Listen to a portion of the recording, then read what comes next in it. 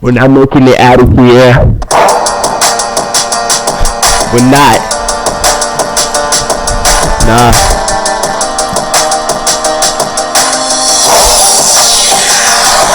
We're not making it out of here. We're not. All she ever wrote was pain and fear. It's all she got. All she ever spoke of was rain and tears. She said she liked that they had a direction. Simple, they knew where they were headed. She never asked to be front of the class. She never thought she was that special person making people laugh. She was one within herself.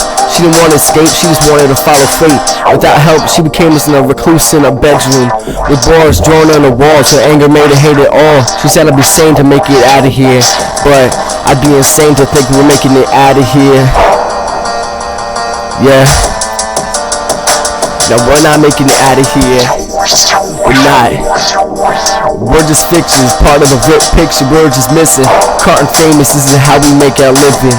We without regret, our lungs capacity filled with incense. The room we find ours, we're without intent. And without this pen, all she wrote was all she said. And she didn't speak much, afraid of the answers she might get.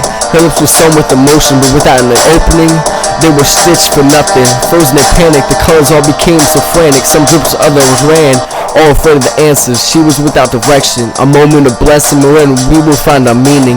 It hides, but hers was without direction. Remember that line, she drew it on a mirror, so the clouds could consume her fears, and clouds could embrace the mind. But she knew the thorns that were hiding in the vines. Her room haunted her like it was alive. At school she became just another reject. Thrown into a pile of regret, she was no longer content, she was without direction. Only words she said is, if I don't make it out of here, I'ma kill my own reflection. Yeah, I'ma kill my own reflection. All she ever wrote was what she said. Words of pain in the fiction to the lines in her head. And how she saw demonic faces on the ceilings, and how they kept her from sleep, and how the closet couldn't be cleaned.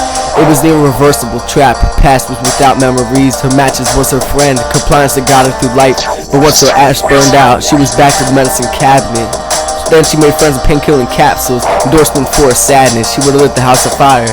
She wasn't such a bottle manic. No one saw her sadness. Her life was blacked out like before the movie happens. But she was skipping previews. She was strictly about the ending. She sat there with lethargic, her accomplice.